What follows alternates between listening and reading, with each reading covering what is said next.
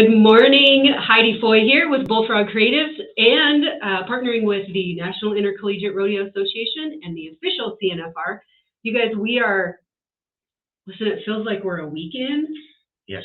But we're not. We're only I don't even know. Saturday, Sunday, Monday, Tuesday. Okay. Yeah, almost a week. Okay, yeah. Halfway there. Yeah, we are halfway there. So you guys, stay tuned. These characters, I know they're characters because they've been watching me struggle with technology and laughing the whole time, which I don't blame them. We have joining us today are two of the three. I would have had all three, but I don't know where we would put everyone. Yeah, it'd be a little cramped. He would have to sit on your lap. We should try that. So you guys stay tuned. We'll be right back.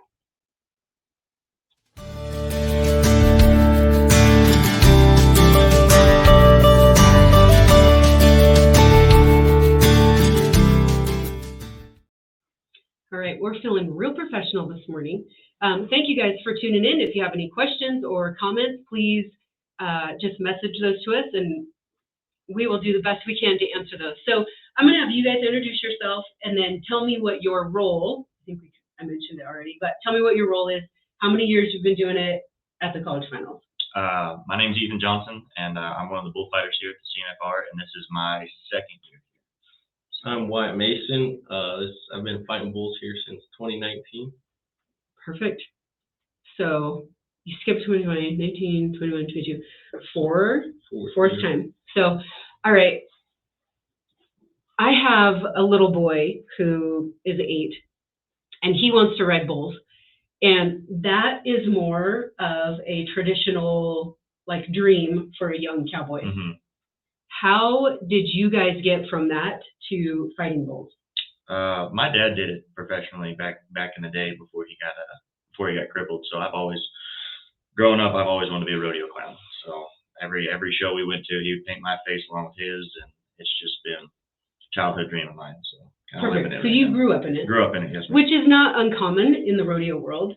Wyatt, how about you? None of my family were really into rough stock, but I just kind of always felt the calling to fighting bulls. And when I was young, I'd always come to the CNFR and dress up as a rodeo clown. So it's a dream come true to get a fight here. Yeah, for sure. So listen, you have no rough stock riders in your family because you have sisters. Yeah. Yeah, they stay away from that. And I will say that I had an opportunity to purchase two horses from is she the oldest? Middle. From Taylor? She's the middle. Yeah. Okay. And I'm betting that she probably has rode some buckers before. Yeah, definitely. Not by choice. Yeah. But amazing horses. So definitely this is something, I think rodeo, no matter what part of the rodeo, production or contract personnel, or, it always kind of runs in the family, or someone or someone that's close to you. That's kind of how you get your start in it. So did either of you guys rodeo growing up? I tried roping a little bit there at kid rodeos and stuff, but once I kind of grew up a little bit and got into high school, I focused more on sports and FFA and stuff. My dad being an ag teacher, we kind of had a full schedule of show animals and stuff like that. So I didn't get to rodeo until I got to college. Okay. So what did you do? Where did you go to college? And what events did you compete in? My first semester, I went to OPSU, but that I was a little homesick, and so I came back to New Mexico State, and I graduated there in 2016. And they really don't have an event for bullfighting technically, so I just kind of helped out at the practice pen and did the local rodeos there. I was gonna say that's kind of a volunteer position as you are first starting. I would assume hey, I'll come and help. What can I do? Just anything to get your foot in the door. Mm-hmm. Yeah. Yeah. Trial and error is a lot of what it is. So is it? We see a lot more rodeo schools, foundational schools to kind of get those kids going. Is that happening at all in the bullfighting arena? Yeah, it's big in the last couple of years, okay. Like the BFO and the UBF going on. There's a lot of D-camps and tune-ups. Tell us what that means. It's like the BFOs, the bullfighters only, and the UBF, ultimate bullfighters. So kind of really brought the bullfighting world to mainstream. Okay. And it's got a lot of kids interested. Well, and that's super interesting because I'm sure that you guys know this, but it's become more common for those types of things to become more mainstream. I mean, you across the board, not just the bullfighting, but in different events also. You know, we're seeing the breakaway roping kind of launch to a completely different Mhm. level that I don't think anyone really, like, we hoped that that would happen, like Right, kind of right. as an old timer. Just called myself an old timer. Ouch. We hoped that that would happen, but it wasn't. It just didn't seem like it was on the radar. And now there's a lot more things for goat tires. You know, this Mhm. used to be it. The CNFR used to be kind of the last stand for any goat tires. And while there are no goat tines like in rodeo moving forward at a professional level, there still are multiple opportunities to win money in goat time. Right. So I think it's only fitting now that each kind of individual piece is starting to branch off and have those opportunities for kids to step in. And I think it's not only good for you guys, but it's good for the sport as a whole to Oh, continue 100%. to cultivate the next generation of rodeo.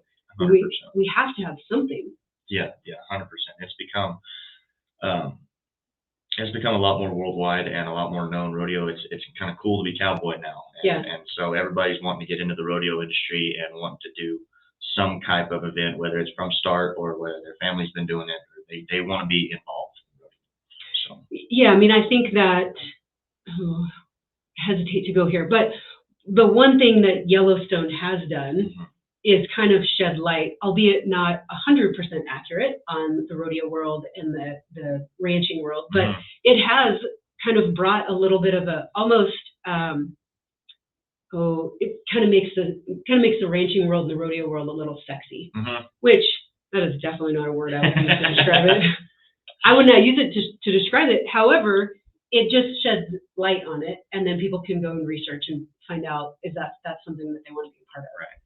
Yeah, So- it kind of comes in waves because when 8 Seconds came out, that was another big influencer in rodeo. Everybody just kind of wanted to go buy cowboy boots and a hat and start riding bulls. So, I mean, let's talk about that. How does that make you guys feel? Because I could see it go both ways. Like, explain in your words. I think the more fans that it brings in, is better. Nothing's bad marketing for it. Right. Yeah, kind of any publicity is good publicity, as they say. But when they go through the proper channels and getting into rodeo, it's really, really profitable for it. But when they just kind of jump in at the top level and kind of think that they're already there, it kind of wrecks it for a lot of other people that have put in the work and put in the practice and to time and to be there, and they just kind of show up. So I will say in the social media world, you hear a lot of terms like gatekeeping. Those that have been in the industry for so long are the gatekeepers to who is going to be allowed in the industry next. Do you guys see that in our world a lot? Be honest. Not really, not a whole lot. Like, there's a lot of guys trying to help the younger generation out and kind of bring the, like, bull riding's kind of a dying breed right now. Yeah. We need more people in it. Rough stock. Yeah. In general, I feel like. Yeah, we really can't be too picky on who we let in and who we don't, because we really need the membership. You know? Well, and talk about that. Why can't we be picky? I mean, if we are, there's the country world and the rodeo world is diminishing when it comes to families and stuff like that. There's less full families doing it and every family member being involved in it. And so if we just kind of strive towards them and kind of just let them in, it's going to be a very small community, which would end up tanking rodeo pretty much. Right. So we kind of have to broaden our horizons and accept everybody who kind of wants to try. Mm-hmm. Yeah, I agree with that. I think that there's a lot. Well, I think everybody would agree with this. Social media has opened doors, and doors that needed to be open, and also maybe ones that didn't need to be open. But the good and the bad, it comes with it. And so it gives us a new platform to talk about rodeo, for people to understand our background. You know, it's not like we all just started in rodeo. You know, most of the background of rodeo is agriculture based. Mm-hmm. You already mentioned it, that you grew up in 4-H and FFA, because your dad was an ag teacher. Yes, ma'am. So it really is ag based, and we don't just go ride horses because we want to rope something, you know. And so I think that the more education that we can get out there is the better. Yeah, for sure. The more eyes you can bring to rodeo, the Mhm. longer it'll live. 100%. So you guys, I'm super interested in kind of each of your individual stories. So because Wyatt, you are a hometown boy and right here from Casper, I'm going to go ahead and start with you. Tell me a little bit, what is your favorite rodeo that you have done so far? Probably have to be this one for sure. 'Cause I definitely grew up watching it. It's kind of a big reason why I decided to want to fight bulls. Like watching Dusty Tuckness, Nathan Hart, Nate Justice, all those guys that came before. Just seeing all the greats that have been here. It holds a special place in my heart for sure. And what other events have you been blessed to participate in or be a part of? I used to rope in high school, but just kind of always felt the calling to fighting bulls. So after high school, that's all I wanted to do. So hung that up and just started fighting bulls. Okay, where else, if you have some stark raving fans on here, where else can they find you this summer? Kind of be all over. I'll be at the Wyoming State Fair, a lot in South Dakota, and that's pretty much it. Some in Jackson, Lively Series. Okay, all right. How about you? What's your story? I heard a story about you. Oh, hopefully good. All PG, but I would like for you to tell us. So I heard that you might have like a skill that one would not associate with bullfighting. Yeah, I let slip that I'm currently going to culinary school right now. I've been doing it for about a year, and we actually just got back from Italy. Oh my goodness. They sent about 20 of us over to Italy for about 12 days. So. Okay, so where are you going to culinary school? So I'm mainly staying over in New Jersey right now, originally from New Mexico, but Okay. I've worked the Cowtown Pro Rodeo there in Cowtown, New Jersey for a while, and I just kind of stayed up there this summer. And there's a school right across the bridge in Delaware that's really super affordable, and I started going there last August. So. Oh my gosh, that's a great story. Oh, look at, hey, just so you guys know, don't click on any of those links. They are all garbage if you are watching. We'll go back in and fix that. Totally lost my train of thought. So, yeah, those don't go together. No. You accidentally let it slip. Yes, I accidentally let it slip, yeah. Because you don't like to talk about it, or you don't want somebody to be like, cook something for me? I'm not one to really just kind of put my life out there. I mean, if people want to know, they'll ask. I'm not afraid to tell them, but I'm not one to just kind of talk about yourself. Just kind of talk about myself, yes, ma'am. So I guess two very unique, very different paths. Yes. What made you interested in the culinary arts? You know, I've always enjoyed cooking for, family events or back home with my parents. And I figured there's only two things in this world that unite everybody, and that's music and food, and you do not want to hear me sing. So I figured I better learn how to cook, yes, ma'am. Oh, that's funny. So talk to me about your trip to Italy. It was absolutely amazing, a trip of a lifetime. We flew into Rome, drove about 3 hours south to a town called Sorrento. That's where we stayed most of the time. We stayed in a sister college over there in the dorms, and we were in pasta making classes, pizza making classes, gelato making classes. We toured farm to table restaurants, and I would go back right now if I had the money. Yeah, no kidding. When you make me a pizza. Yeah, that's kind of what I was thinking. I am pretty sure we can use the kitchen at the Fort Community Center, and we could just go live back there and make things. I'll be your sous chef. I don't know what they do, but I will eat it. Yeah. Yeah, that sounds amazing. Perfect. So what is your favorite dish? Right now, I can make a pretty good clam chowder, honestly. Ooh. Being back on the East Coast, I've learned how to make some pretty good clam chowder. Yeah, and it's completely different. Yes. Like. Oh, 100%. Nowadays, I don't trust seafood if I'm not on the coast, and I don't trust Mexican food in the state that doesn't border Mexico. So. I get it. Yeah. Man, I'm kind of a foodie too. I really like to eat. Every place I go, I try whatever food they're known for. So whether I like it or don't like it, it just kind of broadens the horizons a little bit. So do you enjoy eating it, or do you enjoy preparing it? Or both? Both actually, yeah. It's kind of peaceful in the kitchen. You just kind of get to zone out and kind of, you're in your own world. Yeah, you can't, okay. I complain about being the only one in the kitchen, but that's the only time I'm the only one anywhere. The cooking part's easiest. The cleaning up, that's not so fun. I totally would agree with that. All right, you guys, we're going to take just a quick 30-second break. We'll be right back.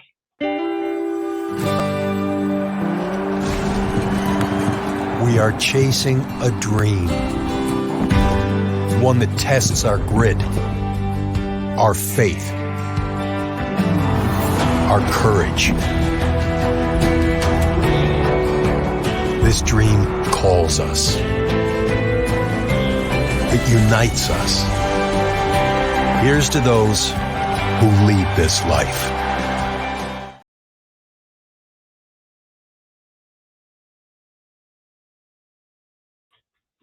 All right, we are back. We're just pulling up some college rodeo standings, some CNFR standings.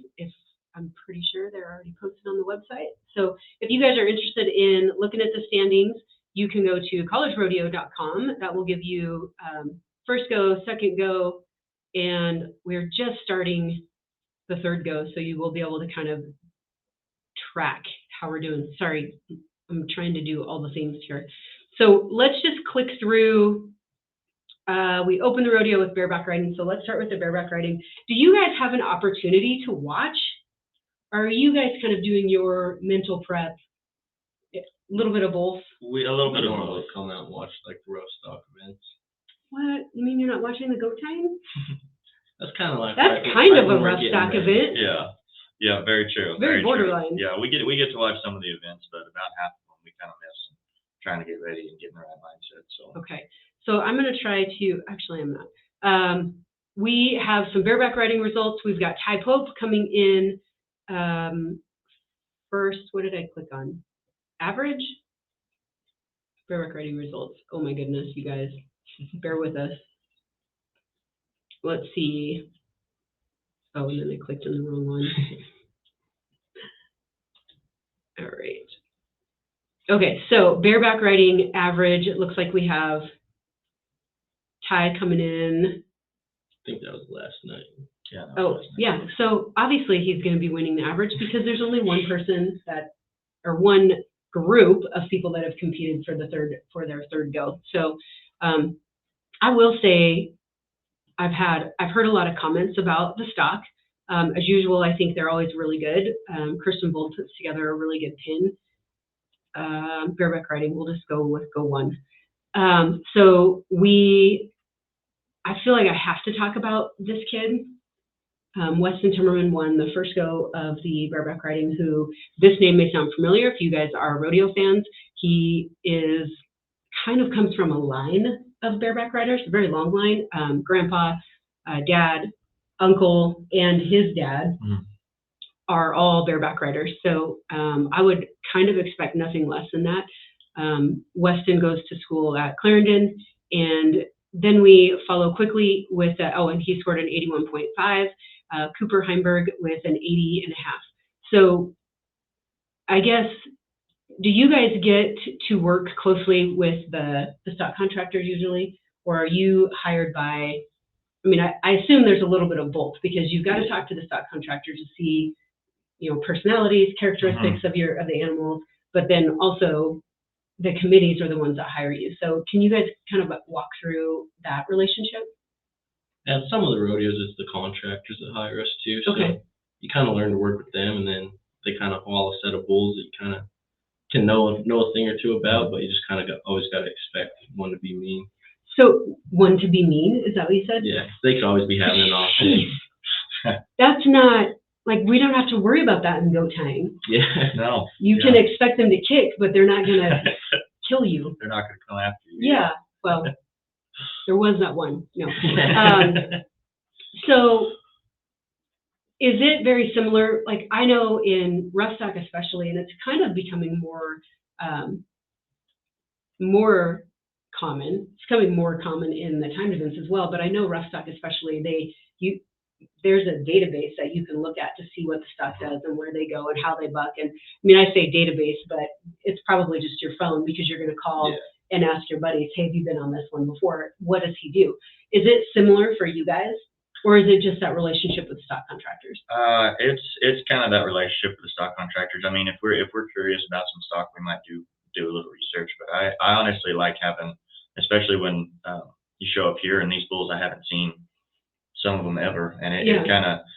kind of makes me treat all of them the same, all of them like they're gonna be mean, and makes me be in the right position whether they are or not. So it's not knowing is almost better in my opinion, just because you're always on your toes and you always got to assume that they're mean. So Yeah. so you're gonna be there regardless. Right. Instead of knowing bulls and knowing their habits, you kind of know which ones you can. Well, and if you're anticipating, I mean, it's still not a domesticated animal. They're still a wild animal. So even if you're anticipating what they always do, there's that one chance. They There's can that always chance do that they something do something different. Never trust them. Never trust them. So listen, we tried to do results, and it's going to be a nightmare. So we're not going to do it. Just to let you guys know, we're not going to do it. Go to collegerodeo.com, click on results, CNFR results. It's all there. It would be rough for you guys to watch us muddle through that. So this is what I would like to talk about. I feel like there's a little bit of your background that comes in handy, and that is the 4-H and FFA background. When you're working cattle on a ranch, there's a lot of reading the cows, and even if you're doing cow reining or like all of those types of things, like you still have to be able to read the cattle. And it's very similar, like we're still talking about a bovine, and are there tails that they give to where that you know which direction to go? Like, what are you looking for? It just kind of some guys look at the lead of the bulls on which direction to go. If they're in a certain lead, if they're on the right lead, then they'll kind of go the other way, because bulls can't really turn that sharp. So the safety pocket is between their horn and their shoulder.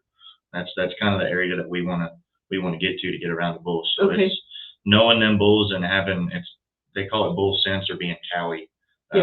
And I'd rather take somebody that knows cattle over somebody that just memorizes some bullfighting moves. Knowing cattle is more than half the job. Yeah. So. Same thing for you? Yeah, it's definitely knowing, because you can watch those bulls and like see what they're going to do, see which way they're going to go, see if they're going to try to switch back to the riders who are able to get there and step in, do our job. Both of those things are things that I never even thought of. I mean, I imagine that there was some cow sense there, but I never really put like the leads that they were in. So for you guys that are watching that may not be familiar with what that means, how would you explain that?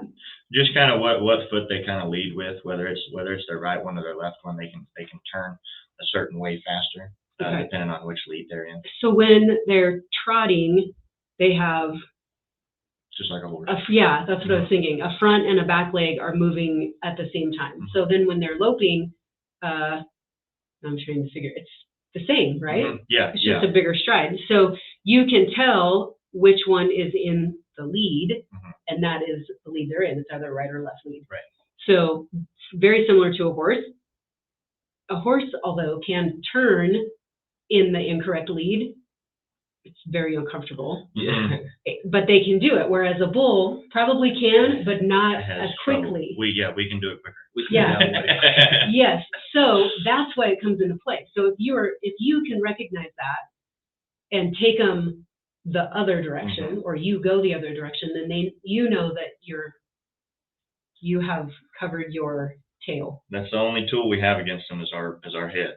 They outweigh us. They can outrun us. They outpower us. So we kind of got to outthink them. So. Yeah. So are there any other tips and tricks that you guys use? Just kind of react for me.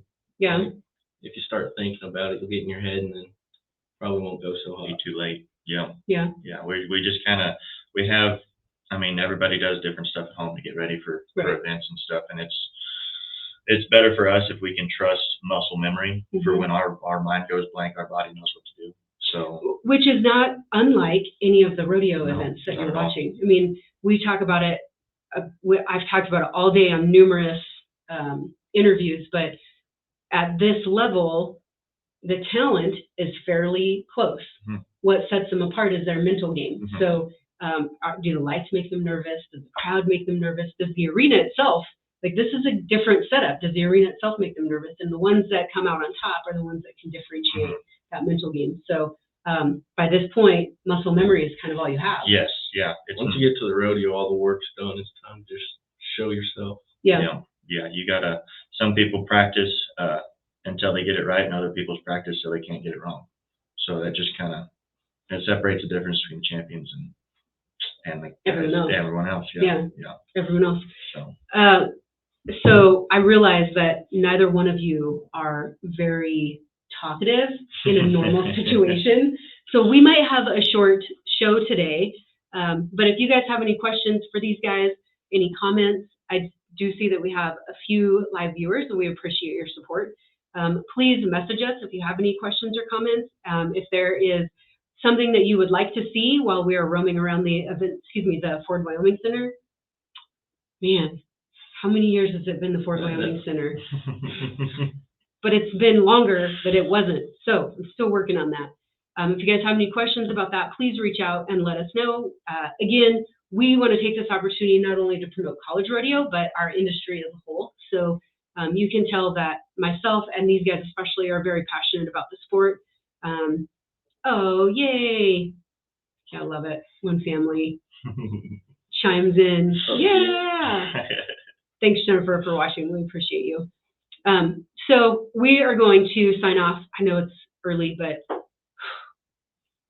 these guys are making me sweat trying to come up with questions.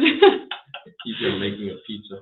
Yeah, we're going to go eat, actually. So you guys have an awesome day, and we will be going live. Oh, let's talk about live streaming. You guys can watch the CNFR on your ESPN app if you are not in Casper.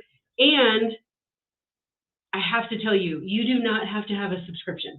Don't let it trick you into getting a subscription. You don't have to pay $1. You don't have to pay anything. Just click skip, and then click on the watch, the little triangle in the bottom, click watch, and you can search rodeo, and College National Finals is right there. If you guys have any issues with the live stream, just reach out to the app. And they've been kind of Johnny on the spot trying to get us taken care of. So tune in, watch, and then you guys can ask all the questions tomorrow. I'm going to pop everybody up here. You have your own fan club. Oh, there you go. Thanks for commenting on the stash. Oh, yeah. It's one of my favorites. There will be a little bit of a special photo montage coming out later in the week. No, not just of you. Okay. You're safe. There's lots of cool mustaches walking around here. Perfect. Yours is the coolest. Well, that's all. I would take my hat off, but that's going to blind the camera. Yeah, you better not, because these lights are terrible. All I have. You have to go with the mustache, because that's all there is. Yes, that's all I have. All right. You guys, thank you so much for tuning in. You have a wonderful Wednesday, and we will see you guys later.